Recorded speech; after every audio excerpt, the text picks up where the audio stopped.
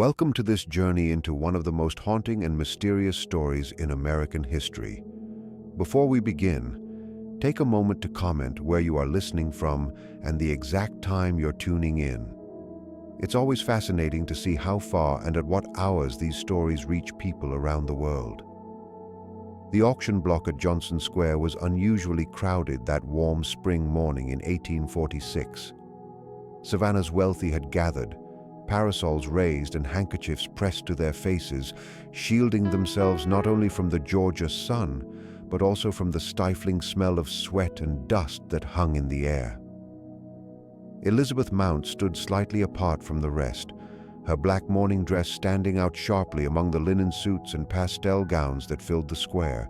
6 months had passed since she became a widow. Now, for the first time, she had stepped out of her home, not for social visits or church, but for something purely practical. The Mount Plantation, 7 miles outside Savannah, needed laborers, and Elizabeth needed someone strong enough to take charge of the tobacco fields her late husband had left in chaos. The auctioneer's voice carried across the crowd, describing each human lot in terms of muscle, health, and endurance. Elizabeth watched silently, her gloved hands gripping a small leather notebook. She had been making calculations since dawn. Her inheritance was comfortable but not endless, and every purchase had to be weighed with care. When Lot 17 was brought forward, the crowd went still. The man stood tall despite the iron around his wrists. His skin was darker than most, almost blue-black in the sunlight, and thin scars marked his chest in deliberate patterns. But what caught everyone's attention were his eyes, bright amber, steady and aware. Unlike the others before him, he did not look down. The auctioneer spoke, though with less enthusiasm than before.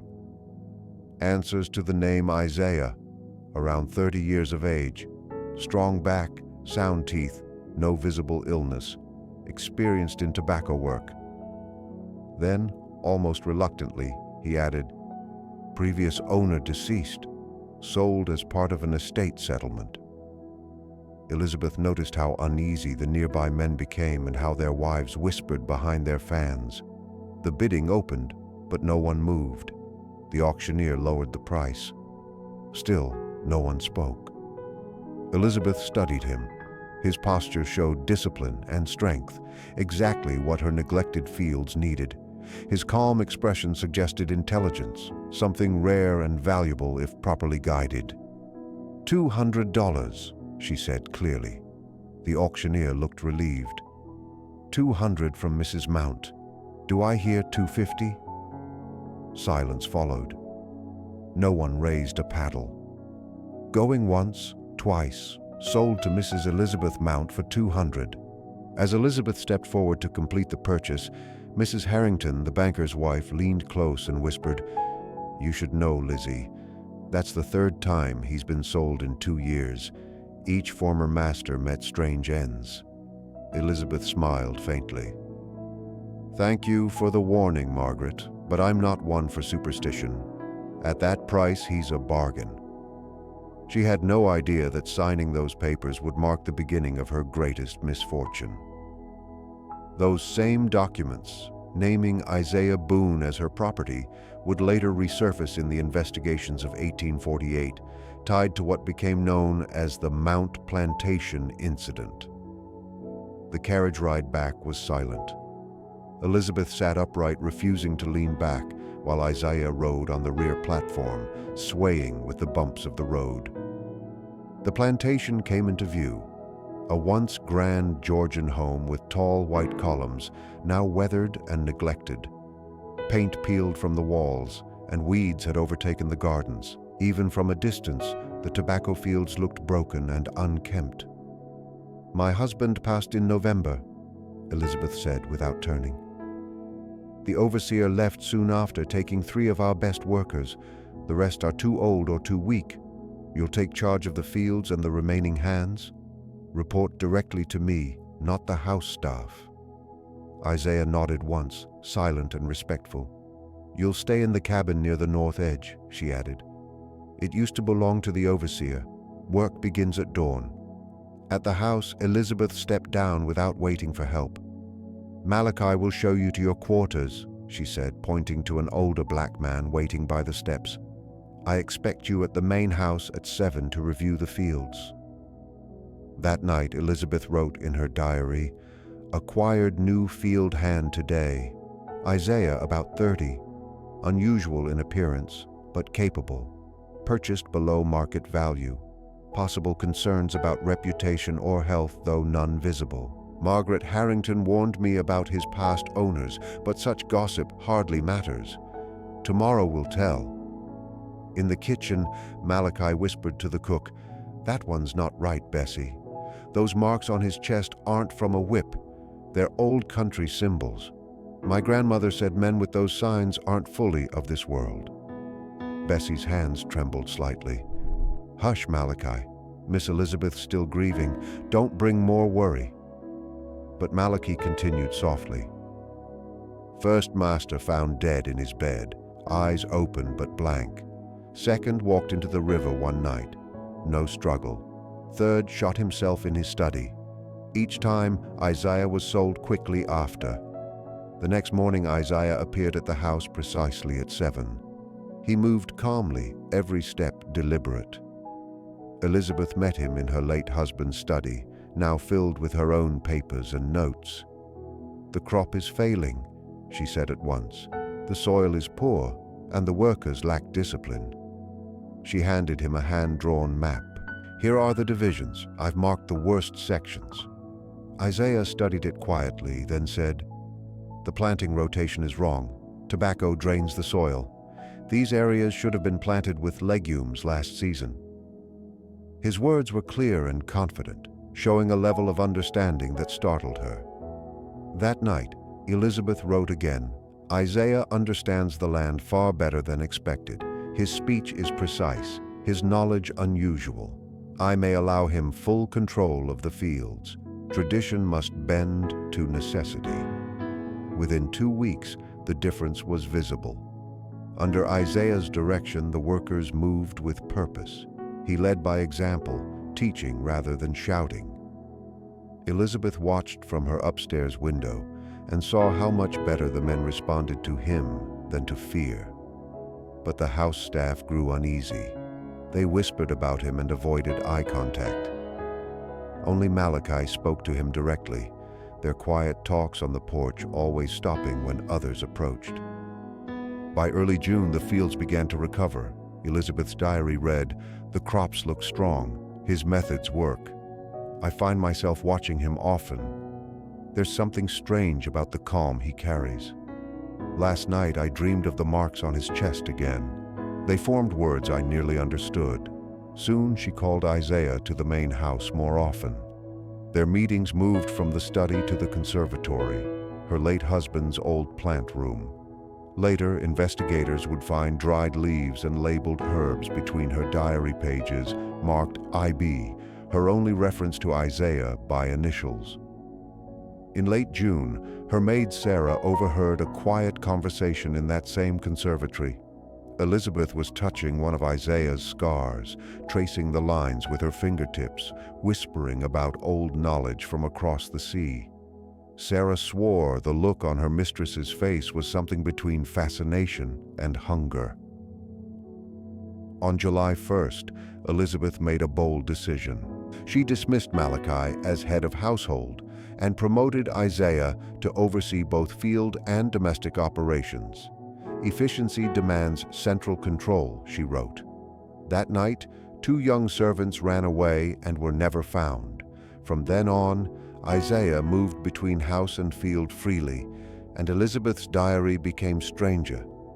IB shows me the patterns, the old ways written in flesh and soil.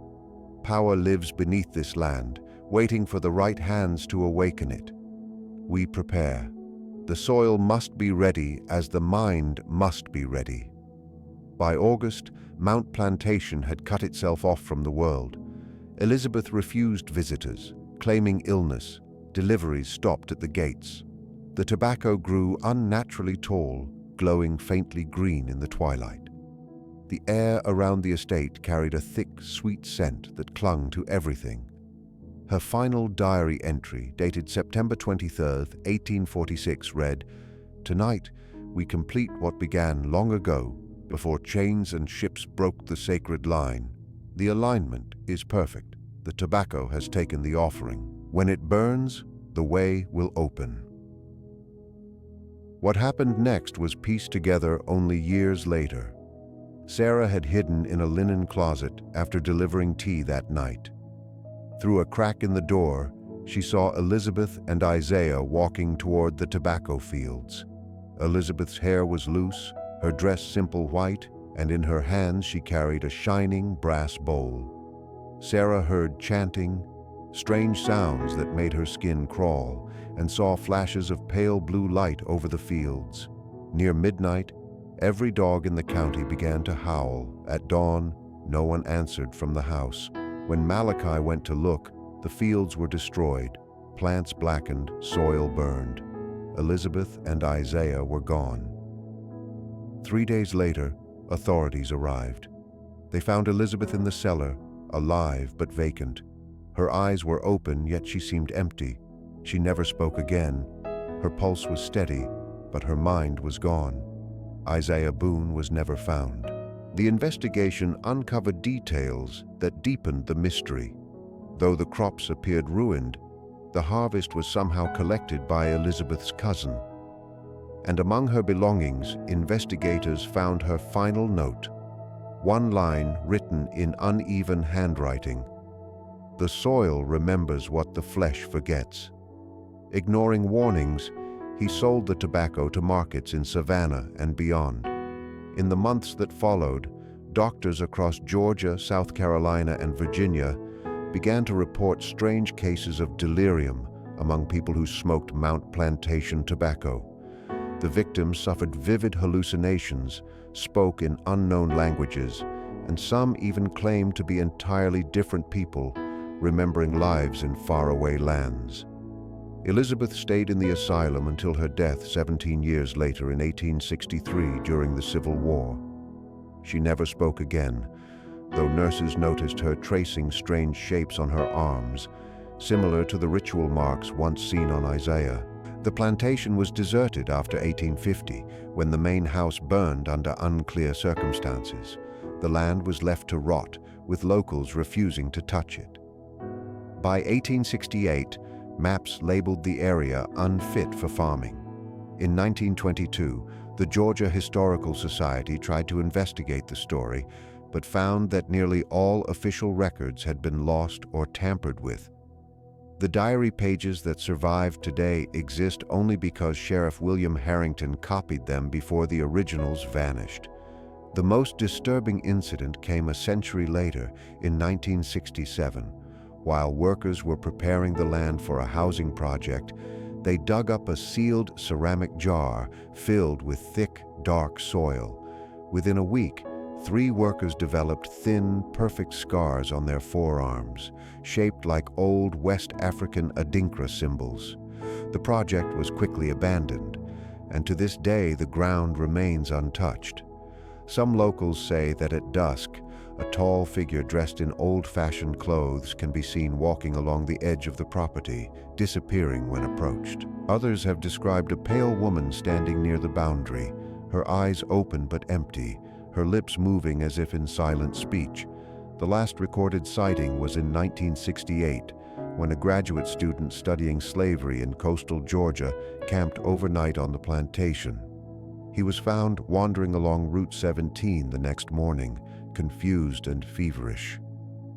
Under sedation, he kept repeating that she was still looking for him and that the tobacco remembered what it had been fed.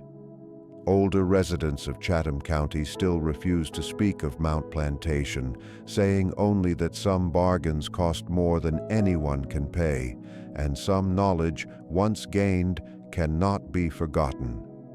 In the archives of the Georgia Historical Society, one page from Elizabeth's diary still remains.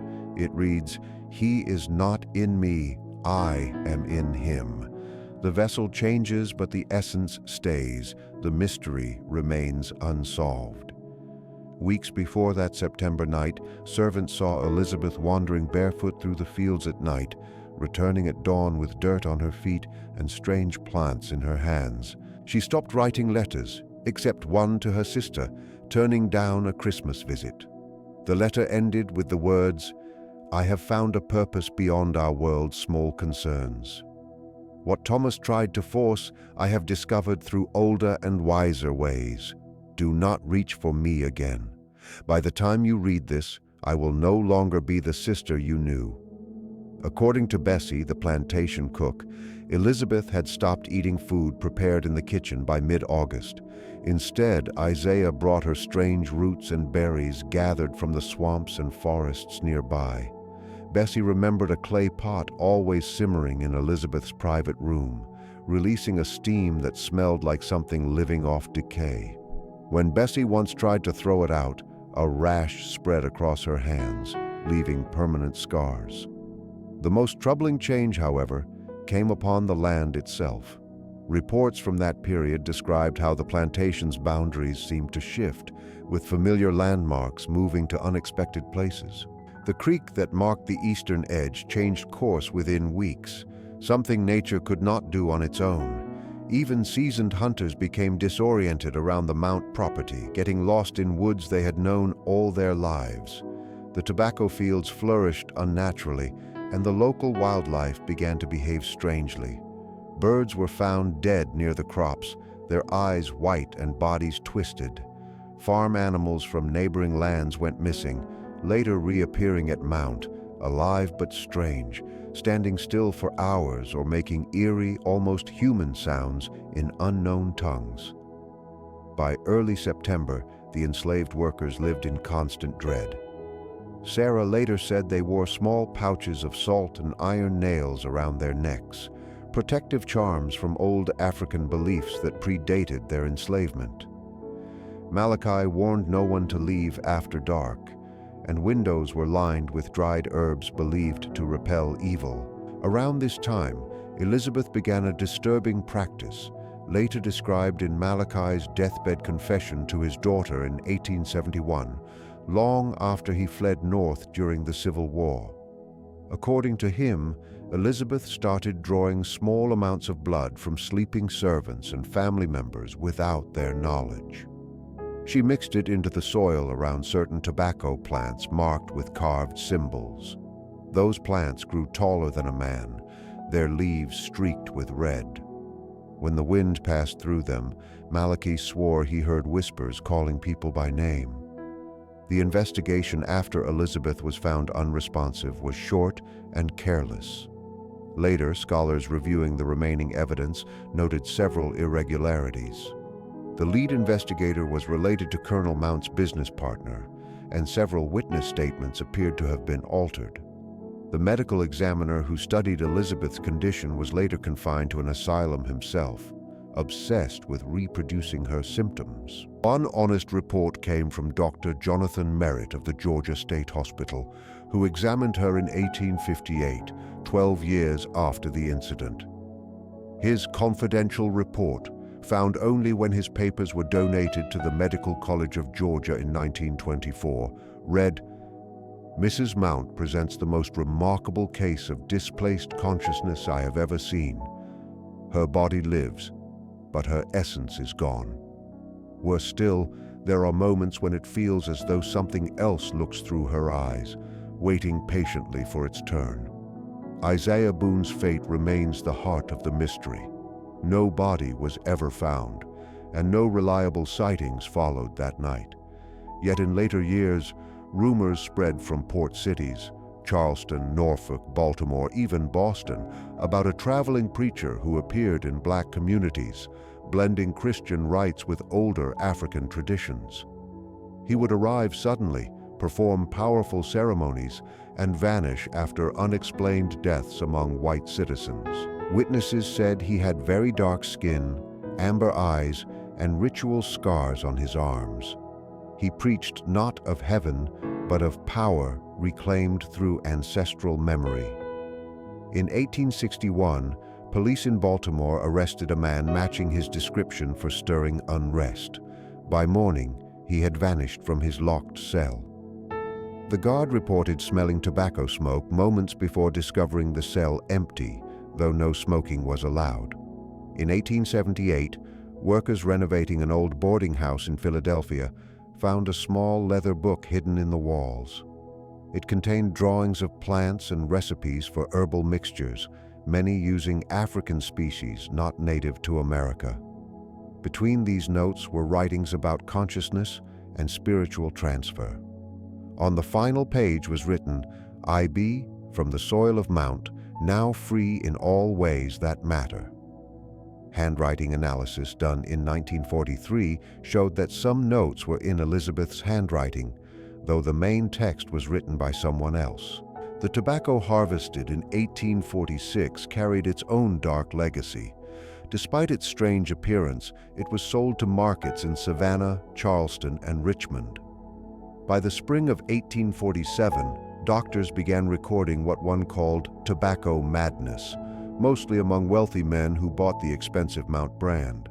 Symptoms came in stages: vivid dreams of unfamiliar lands, spontaneous speech in unknown languages, and complete personality changes where victims claimed to be other people, often enslaved Africans recalling life before captivity.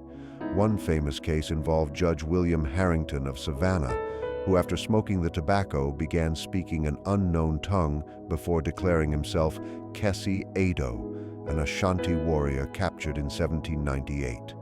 His detailed memories matched actual shipping records. For 3 days he lived as this other man before collapsing and awakening with no memory, though he could no longer bear the smell of tobacco.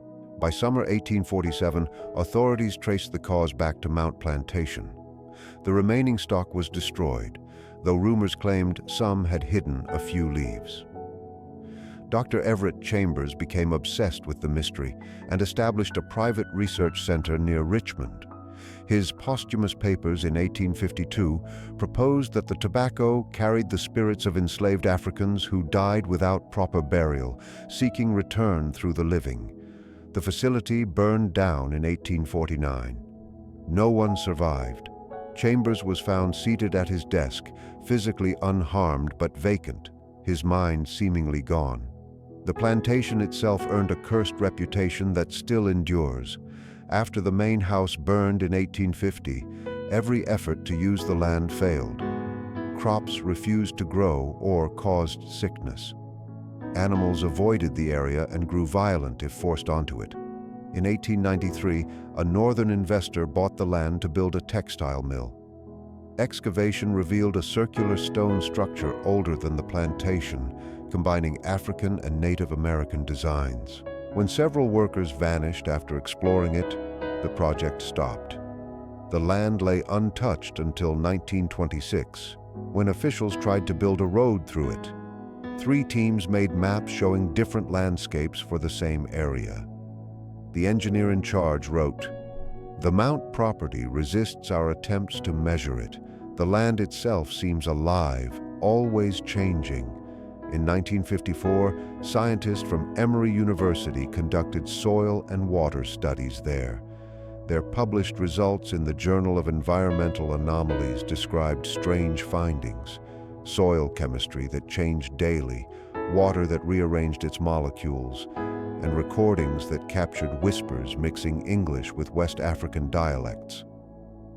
The lead scientist, Dr. Marion Prescott, later wrote privately, "What we are seeing cannot be explained. The line between living and dead things is blurred. The land remembers, and the past, it seems, has not truly gone but waits, shaping itself through time." The last investigation came in 1968, when graduate student Thomas Harrison spent a night on the property. His abandoned notes, found later, show his handwriting becoming more chaotic with each entry. The last entry, dated October 17, 1968, reads, 3:27 a.m. Woke up to what sounded like a woman's voice coming from the direction of the old foundation stones. Followed the sound.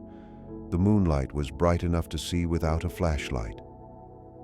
The voice faded away and was replaced by the smell of tobacco, rich and sweet, nothing like modern kinds. I reached a small clearing where the old stones were barely visible through the overgrown plants. A woman stood in the center, wearing a white dress, her dark hair hanging loose. I walked closer. She turned toward me, her face blank, her eyes empty but somehow aware. She spoke a single sentence. "He has almost gathered enough vessels." I felt something behind me and turned to see a tall black man with amber eyes and scars on his forearms that seemed to move in strange, shifting patterns. He smiled slightly and said, "Some debts can only be repaid in kind. Some exchanges demand equal value. Some justice reaches beyond time." He reached toward me, and his fingers stretched and changed into smoke that entered my mouth, nose, and ears. I felt something inside me move aside, making space for something new. My last clear thought was, "I am becoming a vessel." Harrison was later discovered 20 miles from his camp with no memory of walking that distance through the night. After being checked at a hospital, he abandoned his research, left his graduate program, and, according to university files, moved to West Africa. Letters from the American Embassy in Ghana confirmed that he arrived in Ara in January 1969, but after that, his path was never recorded. The next known event connected to the Mount Plantation case came in 2003, when a tobacco company executive bought several acres of the old plantation to start an organic heritage tobacco farm using traditional seed varieties. Within months, he quit his job, sold all his belongings, and created an organization focused on tracing the family lines of enslaved Africans and finding their living descendants. When asked about this sudden change, he gave only a mysterious explanation.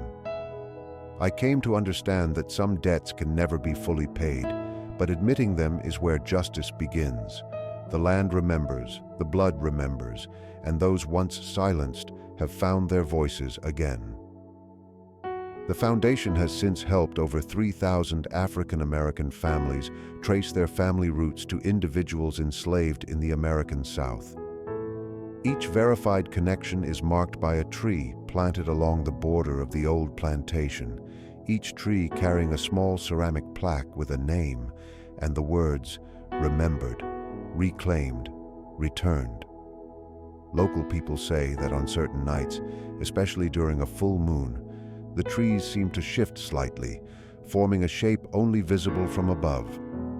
Satellite photos from 2019 show that the trees form a symbol identified by scholars as an Adinkra symbol from Ghana, meaning return and reclaim, representing the taking back of lost power. As for Elizabeth Mount, she stayed in the asylum until her death in 1863. Hospital notes show that during her last year she created hundreds of drawings using anything she could find. These drawings, now preserved in the Georgia State Hospital archives, all show the same tall man with ritual scars, standing in a tobacco field, his body half turned into smoke flowing into the mouths and noses of smaller figures around him. Her death certificate lists the cause as general system failure, but the attending doctor wrote something unusual. At the moment she died, her blank eyes suddenly focused, and she spoke her first and only word since 1846. "The exchange is complete, the debt paid, the justice begun." The fate of Isaiah Boone was never officially recorded, but his story spread throughout the South for decades. People told of a strange presence, sometimes seen as a tall figure with glowing amber eyes, sometimes felt as an unseen force, sometimes arriving with the sweet smell of tobacco. His appearance often came before sudden shifts in fortune, the powerful losing control and the oppressed finding new freedom. During the Civil War, Union soldiers reported meeting an unknown black man who gave them secret information about Confederate troops, appearing and disappearing without a trace. Escaped slaves told stories of a guide who could pass unseen through patrol lines. After emancipation, former slave owners in Georgia and South Carolina told of dream visits from a scarred man who showed them vivid memories of their own cruelty. Some of those dreams were so real that the men later sought out former slaves to apologize and offer compensation. The last possible link to Isaiah appeared in 2017, when workers renovating a historic building in Savannah discovered a sealed compartment holding a leather-bound journal from 1872. It belonged to Rebecca Carter, a formerly enslaved woman who became a healer. She wrote of visits from a man she called the vessel keeper, who taught her to heal the body by first healing the spirit. Her descriptions matched older stories of Isaiah, a man with dark skin, amber eyes, and ritual scars. He looked the same through the years, never aging, and wherever he stayed, tobacco plants grew strong, even in poor soil. The final entry in her journal describes a lesson about presence, memory, and restoration, linking the land, its past, and the people who suffered upon it. In her journal dated December 3, 1872, she wrote, "He says his work in this land is almost done. The vessels are nearly filled with what was taken: dignity, identity, memory, power. When the exchange ends, he will cross the ocean again, carrying the essence of those who were robbed. It is justice beyond human laws, but fully aligned with the deeper laws of life. He told me to write these words. Let anyone who reads them understand. No debt remains forever unpaid. No action is without consequence. No theft goes without restoration. The tobacco remembers, the land remembers, the blood remembers, and I am the keeper of that memory until balance is restored." Rebecca Carter's building now serves as a museum honoring the healing traditions of African Americans in the South. Visitors often report strange happenings: the smell of tobacco where none exists, whispers in empty rooms, and dreams so vivid they seem to belong to another life. The Mount Plantation land remains empty, labeled on maps as protected wetlands. Every attempt at development is eventually dropped after odd or conflicting survey results. The trees planted by the foundation continue to grow in patterns only visible from above. Even now, people in Chatham County sometimes say they see two figures walking the edges of the old land at dusk: a woman in white with hollow eyes and a tall man with amber eyes and marked forearms. Their shapes shift between solid and smoky, drifting toward the horizon with the scent of tobacco and whispers of forgotten names. The story of this land is not only written in records or maps, but also in memory itself. The people who lived and labored here left traces that cannot be erased. Many say the spirits of the wronged still wander through the trees, the streams, and the fields. The air sometimes vibrates with voices calling the names of the lost, reminding all that there are debts time alone cannot settle. Even the soil holds memory, and each root, leaf, and branch carries stories too deep for words. Visitors to the museum often describe an unshakable feeling that something unseen is watching and remembering. Some see fleeting shadows or outlines of figures near the edges of the land. Others wake from dreams of lives they have never lived, hearing voices that speak of endurance, pain, and survival. These are not simple ghost tales, but echoes of interrupted lives, unfinished stories, and the ongoing work of remembrance. The vessels spoken of, filled with dignity, identity, memory, and power, are more than symbols. They represent broken lives slowly restored, justice delayed but not denied. The exchange he carries across the water is not revenge but healing. Every harm, every loss eventually finds its balance. This truth flows through the land, through the patterns of trees, through the lingering tobacco scent, and through the dreams of those who visit. Even now, the lines between past and present blur. Visitors sometimes see the plantation as it once stood, fields alive with movement, houses tall against the sky, workers moving quietly, and shadowy figures fading when looked at directly. The woman in white and the man with amber eyes stand as witnesses and guardians, ensuring memory survives where history tried to erase it. Those who see them feel a deep stillness, a reminder that nothing is ever truly forgotten, that every story has its moment of reckoning. The museum, the trees, the land, all are vessels of memory. Each artifact, each structure, each plant bears the weight of history and the promise of truth. The whispers, the scents, the dreams are part of a living remembrance that tells the living some debts require more than money or words. They demand witness and respect. Those who walk the plantation boundary at dusk sometimes glimpse beyond ordinary sight. The woman's sorrowful eyes, the man's scarred hands, both carrying the stories of what was lost and what must be remembered. Together, they guard the land's memory, ensuring that justice and balance will one day be complete. The land remembers, and those who honor it learn that memory is not silent. It calls to those who listen, through the trees, the wind, and the soil, carrying the stories forward until every loss has been acknowledged, every voice heard, and the circle of balance restored.